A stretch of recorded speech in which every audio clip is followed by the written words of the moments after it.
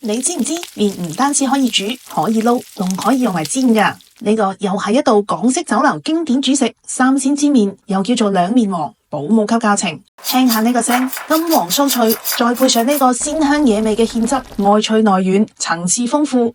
只需要一隻平底鑊就可以復刻呢道港式經典風味。我哋先嚟準備食材。三鮮呢，家常版用瘦肉絲、冬菇絲同韭黃就係一個基礎搭配啦。我今日升級咗一下，再加啲新鮮嘅九節蝦仁、竹升麵、全蛋麵都可以嘅。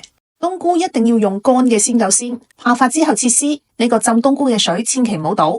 瘦肉絲加生抽、糖、生粉，俾啲水揸勻醃製，等啲水分吸收入去，表面再噴啲油，陣間點炒都唔會老。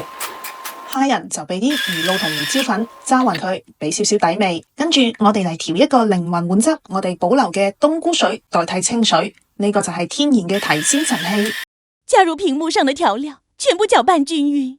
煲滾水，水滾落面煮1到2分鐘，撈出嚟即刻瀝乾水分，然之後噴油撈勻，麵就唔會黐埋一嚿啦。新手嘅話呢，可以好似我咁，先將麵平鋪喺圓碟上面，等間落鑊就好好煎啦。煎麵呢，最好都係用不粘鍋，放多啲油，燒熱之後將麵條鋪入去，中火煎定型，轉中細火煎3到4分鐘。聽到噼里啪啦嘅聲變細之後呢，輕輕喐下隻鑊，啪一聲將佢翻過嚟。